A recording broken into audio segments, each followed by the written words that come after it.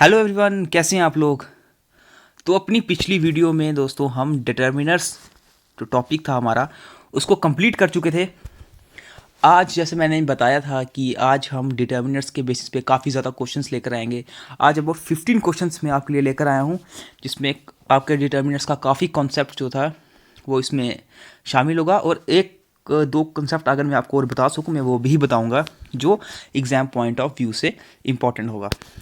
सबसे पहले आपको मैं बता दूं कि अभी तक हमारा इंग्लिश का काफ़ी ज़्यादा सिलेबस हो चुका है दोस्तों, और डिटर्मिनर्स ख़त्म होने के बाद सिर्फ और सिर्फ प्रेपोजिशंस जो टॉपिक है हमारा, ये लास्ट टॉपिक बचेगा। इसके बाद एंटोनियम, सिनोनियम्स, जिनकी मैं पीडीएफ आपको अपने टेलीग्राम चैनल पर वो कर दूंगा, अपलोड कर दूंगा, आप वहाँ से डाउनलोड कर सकते हैं। क्योंकि एंटोनियम सिनोनियम्स दोस्तों ये खुद के पढ़ने के लिए होते हैं, ये आपको मतलब पढ़ाया नहीं जा सकता। और जो एक और टॉपिक बचा है वो है आरसी। अब आरसी जो ये पैराग्राफ आता है, ये आपको मैं बता नहीं सकता कि कौन सा पर्टिकुलर कौन सा एक पैराग्राफ आएगा, लेकिन जो भी आपको दोस्तों क्लास 4 लेवल के बेस पर पैराग्राफ आएगा वो सिर्फ आप रखिए कि ट्वेल्थ का लेवल होता है उतना ही लेवल होगा। आपके उसी पैराग्राफ्स के बेस पर 5 क्वेश्चंस होंगे, 4 से 5 क्वेश्चंस होंगे, आपको वो ही फाइंड करने हैं, उसका राइट आंसर टिक करना है।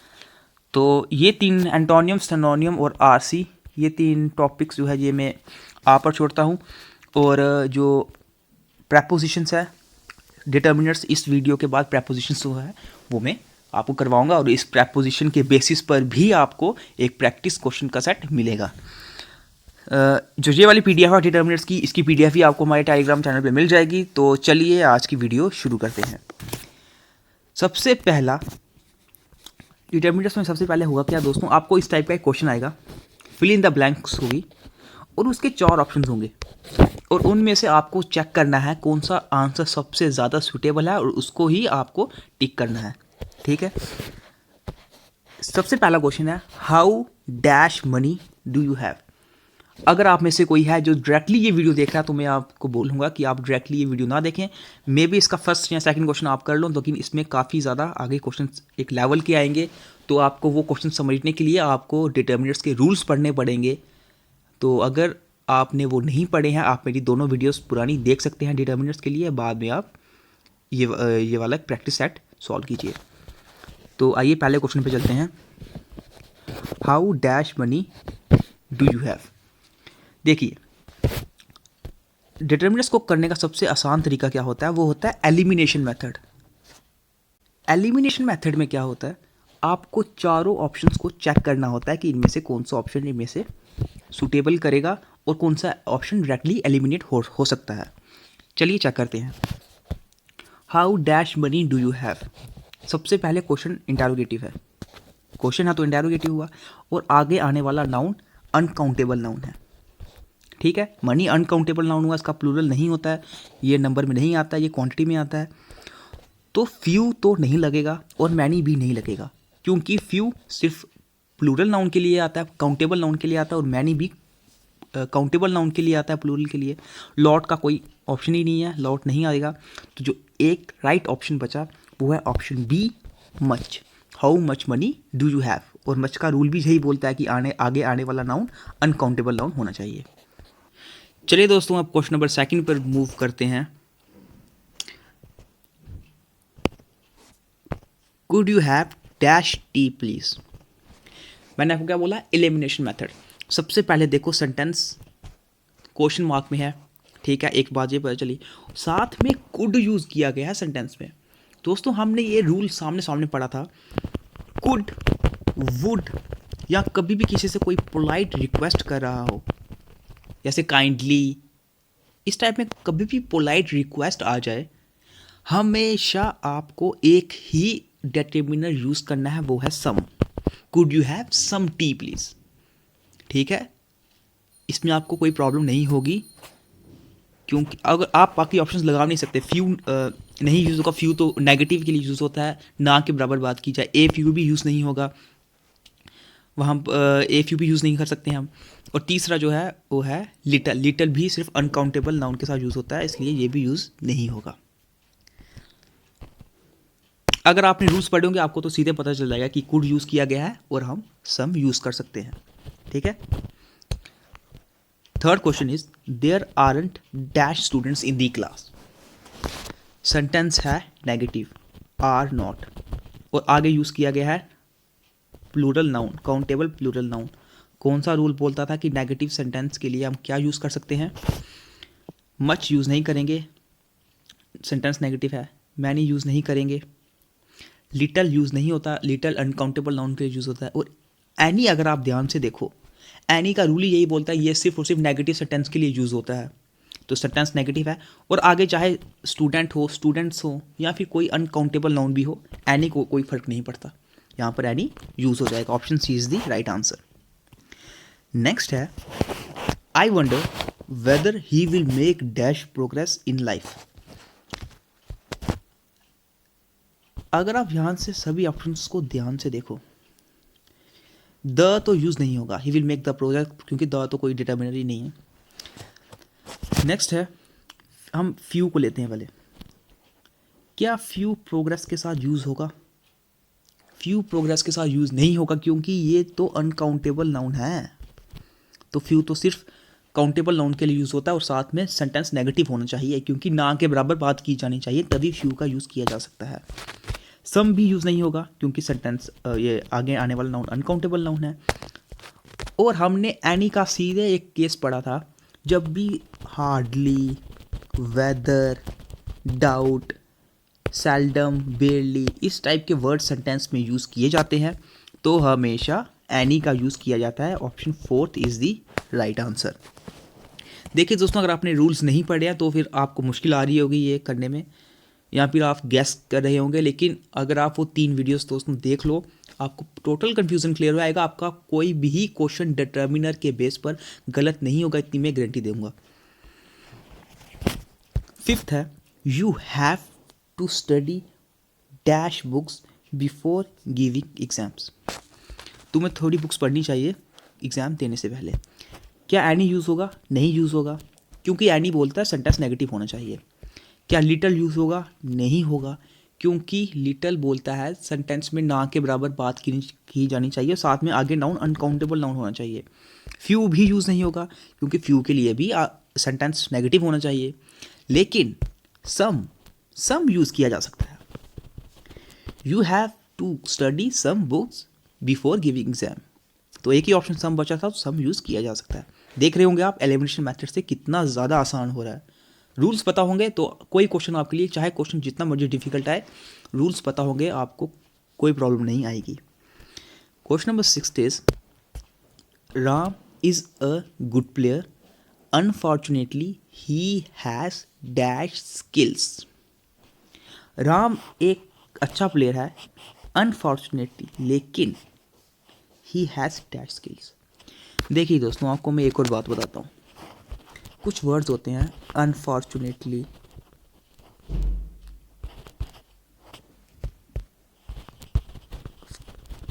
साथ में बट, अनफॉर्चुनेटली बट हो गया। दोस्तों ये वर्ड जब किसी सेंटेंस के, एक सेंटेंस लिखा हो उसके आगे जब ये वर्ड्स यूज़ किए जाते हैं अनफॉर्चुनेटली या बट, तो ये आगे आने वाले सेंटेंस का बिल्कुल ही उसकी फॉर्म बदल देते हैं। यानी कि पहले सेंटेंस अगर पॉजिटिव में बात की जा रही हो तो बट और अनफॉर्चुनेटली के बाद आगे आने वाला सेंटेंस नेगेटिव बन जाता है, या फिर अगर पहले नेगेटिव की बात की जा रही हो तो आगे आने वाला सेंटेंस पॉजिटिव बन जाता है। ये है अनफॉर्चुनेटली और बट, इसका आपको पता होना चाहिए। सेम चीज़ यहाँ पर यूज़ की गई है। Ram is a good player, Ram एक अच्छा प्लेयर है, अनफॉर्चुनेटली, लेकिन पहले पॉजिटिव की बात की जा रही है कि राम एक अच्छा प्लेयर है, लेकिन जब हमने अनफॉर्चुनेटली का यूज़ कर दिया आगे आने वाला सेंटेंस नेगेटिव में बनेगा, तो ही हैज़ डैश स्किल्स। यानी कि वो क्या बात बोलने की कोशिश कर रहा है कि राम एक अच्छा प्लेयर है लेकिन उसमें कुछ भी स्किल्स नहीं है, या उसमें ना के बराबर स्किल्स है, इस टाइप में यूज़ किया जा सकता है। आइए हम ऑप्शन देखते हैं और एलिमिनेट करते हैं। अब जबकि आगे आने वाला सेंटेंस नेगेटिव हो चुका है, वो वॉइस नेगेटिव देगा, सम का यूज़ नहीं होगा। कौन से ऑप्शंस बचे? फ्यू, नन और लिटल। नन का यूज़ भी नहीं होगा, ही हैज़ नन स्किल्स तो होता ही नहीं है। क्या हम लिटल लगा सकते हैं?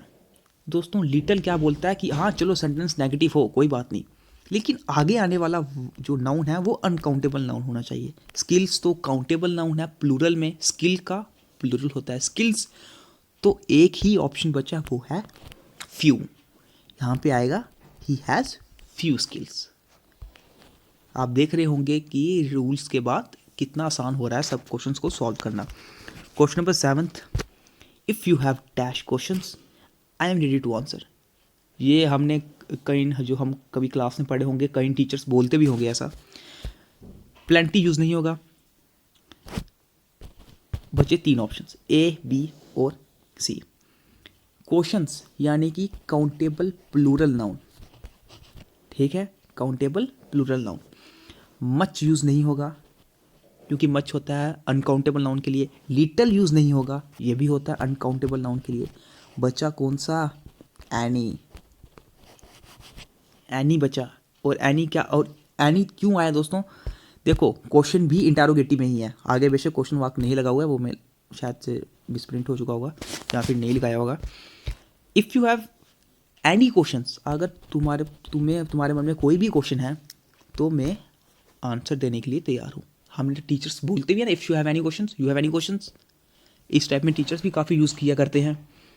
तो यहाँ पर जो राइट ऑप्शन रहेगा वो होगा ऑप्शन बी, एनी।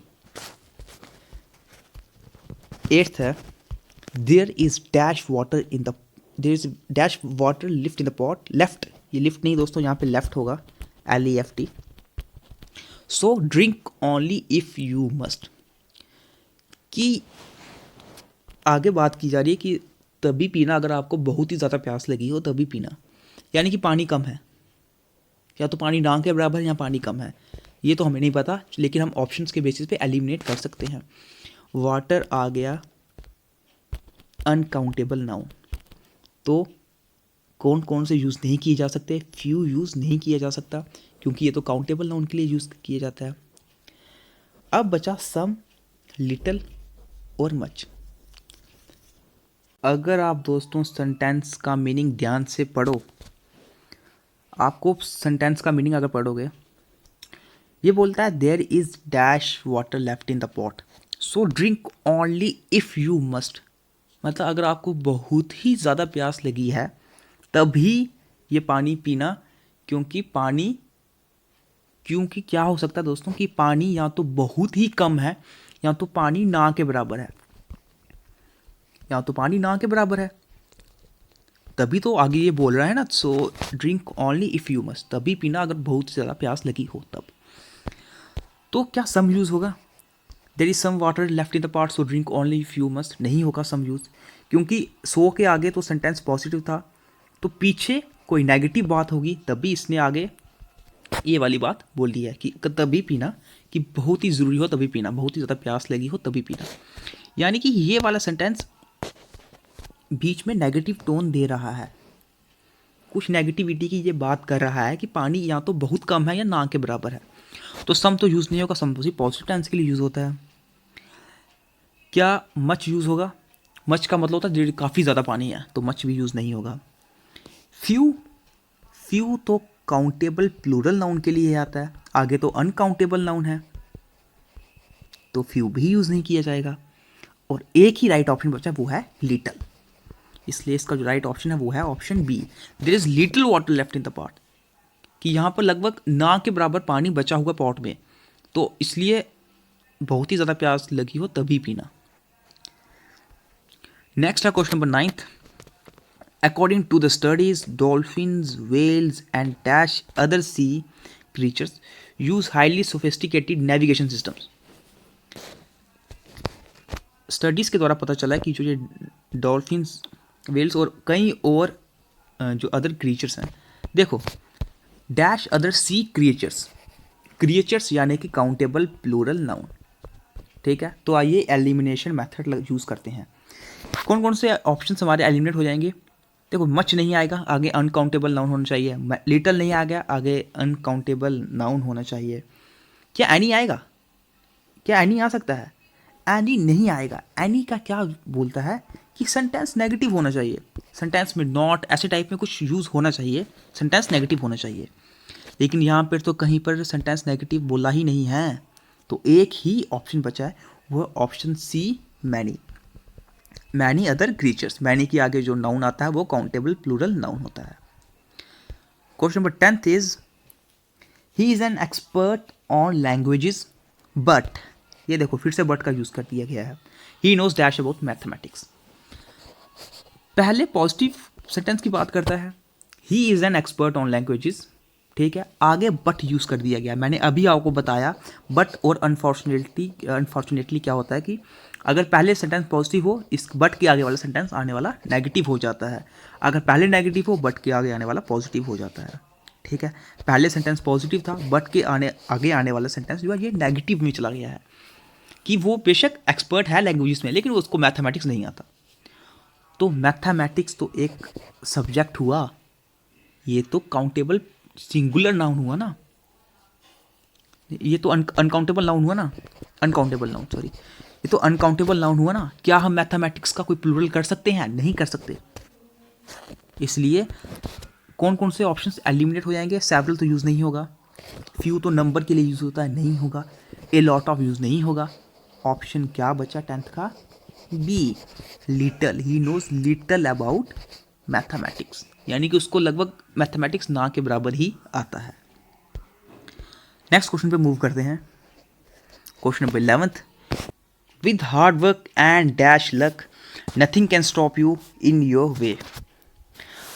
कि हार्ड वर्क और थोड़े से लक के बाद थोड़ा सा लक साथ हो तो आपको आपके सक्सेस में या आपको आपके रास्ते में जाने से कोई नहीं रोक सकता, आपको आपके सक्सेस के रास्ते में जाने पर कोई नहीं रोक सकता। देखो एलिमिनेशन मेथड यूज़ करते हैं। आगे आने वाला वर्ड है लक। लक एक अनकाउंटेबल नाउन होता है, इसका प्लूरल नहीं होता, ये तो पता चल गया हमें कि लक एक अनकाउंटेबल नाउन होता है, इसका प्लूरल नहीं होता। तो फ्यू यूज़ नहीं होगा, प्लेंटी यूज़ नहीं होगा, ठीक है। बचे दो, लिटल और ए लिटल। लिटल की कंडीशन ही यही है कि सेंटेंस में नेगेटिव बात की गई हो। लिटल की कंडीशन ही यही है कि सेंटेंस में कुछ नेगेटिव बात की गई हो, या तो नॉट यूज़ किया गया हो, या तो सेंटेंस कोई नेगेटिव बात कर रहा हो। लेकिन क्या यहाँ पर कोई नेगेटिव बात दिख रही है? यहाँ पे कुछ नेगेटिव नहीं दिख रहा। With hard work and dash luck nothing can stop you in your way, कि अगर हार्ड वर्क और थोड़ा सा लक हो साथ में तो हमें अपने रास्ते पे कोई नहीं रोक सकता। तो यहाँ पर जो राइट ऑप्शन होगा वो होगा ए लिटल, क्योंकि ए लिटल की कंडीशन क्या थी दोस्तों? अगर आप याद करो, ए लिटल का रूल क्या था कि ए लिटल यूज ही किया जाता है सम के लिए, यानी कि थोड़े से, थोड़ा सा के लिए, कि यहाँ पर बात की जाए ना कि थोड़ा सा लक हो, तो उस कंडीशन के लिए ही ए लिटल यूज़ किया जाता है। और ए लिटल की कंडीशन क्या थी कि आगे आने वाला नाउन अनकाउंटेबल नाउन हो। ए फ्यू के लिए क्या बोलते हैं? आगे आने वाला नाउन काउंटेबल प्लूरल नाउन हो। देखिए दोस्तों, आपको रूल्स पहले पढ़ने पड़ेंगे डिटर्मिनर्स के, फिर ही आपको ये कंसेप्ट समझ आएगा, वरना आपको ये इतना अच्छे से समझ नहीं आएगा। फिर आप गैस ही कर सकते हो एग्जाम में, लेकिन मैं चाहता हूँ कि आपके सारे के सारे क्वेश्चंस ठीक हों, इसलिए आप रूल्स भी पहले पढ़ लीजिए। Question number 12 is I wanted to help my friend but, देखो फिर बट का यूज़ किया गया। I very dash time so I had to refuse him. पहले तो सेंटेंस पॉजिटिव बात कर रहा है, I wanted to help my friend, मैं अपने दोस्त की मदद करना चाहता था, लेकिन बट का यूज़ कर दिया गया, मतलब आगे आने वाला सेंटेंस नेगेटिव बन चुका है कि मेरे पास बहुत ही कम टाइम था इसलिए मैंने उसे रिफ्यूज़ कर दिया। तो टाइम तो अनकाउंटेबल नाउन आया, इसलिए फ्यू यूज़ नहीं होगा, प्लेंटी यूज़ नहीं होगा, और सेंटेंस भी नेगेटिव बन चुका है, इसलिए ए लिटल यूज़ नहीं होगा, क्योंकि ए लिटल किसके लिए यूज़ किया जाता है? जब भी सेंटेंस में थोड़े की यानी कि थोड़ी पॉजिटिव सेंस की बात की जा रही हो, लेकिन सेंटेंस तो नेगेटिव बन चुका है। तो option D is the right answer, इसका ऑप्शन डी राइट आंसर होगा। ठीक है, मुझे उम्मीद है आपको इसमें कोई कन्फ्यूज़न नहीं होगी। चलिए अब हम नेक्स्ट क्वेश्चन पे मूव करते हैं। नेक्स्ट क्वेश्चन है the police spoke separately to dash suspect. अब देखो, ये मैंने आपको कल ईच और एवरी वाला केस भी पढ़ाया था दोस्तों, ठीक है। The police spoke separately to dash suspect. Police ने जो हर एक सस्पेक्ट जिसे बोलते हैं कि जिस पर संदेह हो उनसे बात की। ठीक है, सस्पेक्ट तो सबसे पहले आया काउंटेबल सिंगुलर नाउन। ठीक है, सस्पेक्ट क्या यूज़ किया गया, काउंटेबल सिंगुलर नाउन, क्योंकि सस्पेक्ट का सस्पेक्ट्स भी हो सकता है, प्लूरल भी हो सकता है। तो लिटल यूज़ नहीं होगा ये अनकाउंटेबल नाउन के लिए। सम यूज़ नहीं होगा क्योंकि ये काउंटेबल सिंगुलर नाउन के लिए यूज़ ही नहीं होता है, ये सिर्फ काउंटेबल प्लूरल नाउन के लिए यूज़ होता है। बचे दो ऑप्शन, ईच एंड एवरी। अगर आपने कल के रूल मेरे ध्यान से पढ़े हैं, एवरी यूज़ किया जाता है तब जब हम एक ओवरऑल की बात की जा रही हो, जब ओवरऑल सभी लोग एक एक ही समय पर एक ही जगह पर, यानी कि ओवरऑल की बात की जाती है ना, तब हम एवरी यूज़ करते हैं। जैसे कि हर स्टूडेंट यूनिफॉर्म लगा कर आएगा, तो ये तो ओवरऑल की बात की गई। हर एक स्टूडेंट अपना अपना आईडी कार्ड लेकर आएगा, यानी कि इंडिविजुअल की बात की जा रही है कि हर एक अपना अपना आईडी कार्ड लेकर आएगा, तब यूज़ किया जाता है ईच। अब यहाँ पर क्या हुआ, द पुलिस स्पोक सेपरेटली, हर एक से अलग अलग बात की पुलिस ने, तो option B is the right answer. The police spoke separately to each suspect. Question number 14 is he got his licence without dash problem, कि उसको लाइसेंस मिल गया बिना किसी प्रॉब्लम के, विदाउट डैश प्रॉब्लम। तो ये सेंटेंस आप कहीं लोग बोलते भी होंगे। देखो, प्रॉब्लम यूज़ किया गया है, काउंटेबल सिंगुलर नाउन है, लिटल यूज़ नहीं होगा अनकाउंटेबल के लिए, एवरी यूज़ नहीं होगा, तो कोई सेंस ही नहीं एवरी का, सम यूज़ नहीं होगा क्योंकि सम काउंटेबल सिंगुलर के लिए आता ही नहीं है। बचा कौन सा, any. He got his licence without any problem, any तो हर एक के साथ यूज़ किया जा सकता है, कोई प्रॉब्लम नहीं है। लास्ट क्वेश्चन है दोस्तों जो हमारा, वो है the seminar wasn't popular, seminar popular नहीं था, ओनली डैश पीपल केम। ये थोड़ा सा एक अलग कंसेप्ट पे क्वेश्चन है, तो जो मैं इसमें आपको एक कंसेप्ट बताऊंगा, आप वो नोट कर लीजिएगा। सेमिनार पॉपुलर नहीं था कि सेमिनार में ज़्यादा मज़ा नहीं आया, बहुत ही कम लोग आए थे।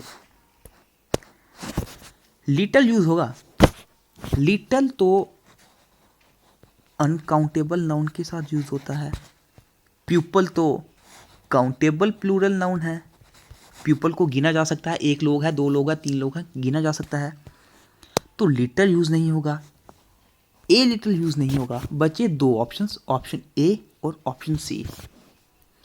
अब मैं आपको एक बहुत ही ज़्यादा एक इम्पॉर्टेंट बात बताने जा रहा हूँ। ओनली, ओनली अपने आगे हमेशा ए फ्यू यूज़ करेगा, only a few students, only a few students, only few नहीं आएगा कभी भी, ओनली फ्यू नहीं आता है। ओनली अगर अपने आगे कभी फ्यू लेता भी है तो ओनली ए फ्यू लेता है, ओनली फ्यू नहीं आता। ठीक है, तो इसका जो राइट ऑप्शन रहेगा वो होगा ऑप्शन सी। इसी तरह अगर आपको एक और बता दूं, अगर वेरी भी यूज़ किया जाए ना, वेरी, अगर वेरी यूज़ किया जाए तो सेम वेरी अपने आगे कभी भी ए फ्यू नहीं लेगा, वेरी अपने आगे कोई आर्टिकल यूज़ नहीं करेगा, वेरी फ्यू यूज़ होगा, तब ये राइट होगा, यानी कि वेरी फ्यू और ओनली अ फ्यू। ठीक है, ये दो एक्स्ट्रा कंसेप्ट्स थे जो मैंने आपको बताए। तो ये थे दोस्तों डिटर्मिनर्स जो आज हमने पढ़ा। इसी के साथ आपका डिटर्मिनर्स भी ख़त्म होता है। इसके प्रैक्टिस क्वेश्चंस हमने कर लिए आज। मुझे उम्मीद है आज के बाद आपको इसमें कन्फ्यूज़न नहीं रहेगी। अगर आपको थोड़े और करने हैं तो आप मैं इसकी कोई एक्स्ट्रा PDF अगर मिलती है तो मैं ज़रूर अपलोड करूँगा, लेकिन आपके लिए इतने सारे क्वेश्चंस काफ़ी हैं। क्लास 4 का लेवल इतना हाई नहीं रहेगा, लेकिन आप जितना ज़्यादा हो सके इस टॉपिक को, अगर आपको लगता है कन्फ्यूज़न है तो आप वीडियोस देखिए। आपको रूल्स, क्योंकि एक ही बार में रूल्स नहीं आएंगे, ये मैं भी जानता हूँ। इंग्लिश का एक लेवल पहुँचाने में थोड़ा समय लगता है, वो समय दीजिए। जब आपको ये रूल्स सब क्लियर हो जाएंगे उसके बाद एलिमिनेशन मेथड से आपकी कोई गलती नहीं होगी डिटर्मिनर्स में, ये मेरा वादा है। अब हमारा एक ही टॉपिक बचा है, प्रेपोजिशंस, और जल्दी हम वो भी अगले 2 वीडियोस में हम वो कंप्लीट कर देंगे, और उसके 3rd वीडियो में मैं आपके लिए उसके प्रैक्टिस क्वेश्चंस लेकर आऊँगा। और इसके बाद हमारा JK SSB क्लास 4 के लिए दोस्तों इंग्लिश ख़त्म हो जाएगी। और जहाँ पर जनरल अवेयरनेस की बात की जाए, उसका भी हमने काफ़ी ज़्यादा, लगभग 60% सिलेबस हमने उसका कंप्लीट कर दिया है। रीजनिंग की बात की जाए, रीजनिंग का भी हम लगभग 50% तक सिलेबस कंप्लीट कर चुके हैं। और मैथ्स आपका स्टार्ट हो चुका है, जिसमें आपका परसेंटेज कंप्लीट हो चुका है, और आने वाले 1-2 वीडियो में एवरेज भी कंप्लीट हो जाएगा। तो दोस्तों, इन शॉर्ट आपका सिलेबस हम ज़्यादा से ज़्यादा 15 से 20 दिनों में कंप्लीट कर देंगे।